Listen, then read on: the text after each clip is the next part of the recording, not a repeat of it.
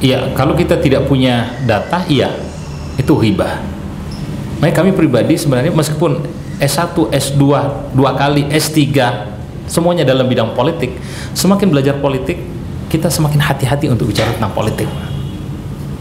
Karena ketika bicara politik, ya kita lebih sulit sebenarnya untuk mencari kebenarannya. Karena tidak jarang yang nampak oleh kita di media itu adalah luarnya saja. Ibarat ya warung, kalau makanan ini sudah makanan jadi, tapi apa yang terjadi di belakang kita tidak pernah tahu. Dan setiap apa yang kita lakukan akan dimintai pertanggungjawaban oleh Allah Subhanahu wa taala. Maka ketika kita tidak tahu mana kebenarannya, lebih baik bagi kita untuk diam, tanpa komentar, tanpa share.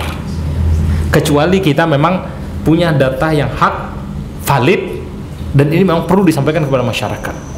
Caranya pun juga kadang-kadang suatu masalah itu tidak bisa dilemparkan kepada semua orang, karena ketika dia sudah menjadi konsumsi publik, penafsiran itu juga berbeda.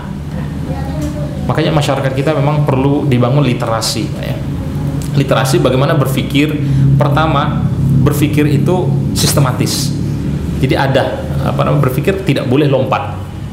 Kemudian yang kedua, berpikir itu dengan data. Setiap berani menyampaikan sesuatu, kita harus siap ketika dimintai pertanggungjawaban. Ini benar enggak? Datanya mana?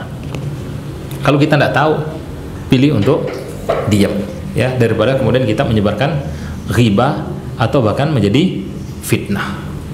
Ya, wallahu taala a'lam. Jadi sekali lagi, hati-hati dengan media sosial sekalipun. Meskipun itu ya bukan lisan, tapi tetap bahkan pengaruhnya itu bisa lebih besar dibandingkan dengan lisan. Karena kalau media sosial yang bacanya bisa ratusan orang, bisa ribuan orang, bahkan lebih. Sehingga tadi kita menunjukkan kejelekan kepada orang lain, bisa jadi kemudian dengan itu akan menjadi jariah dosa atau kejelekan bagi kita.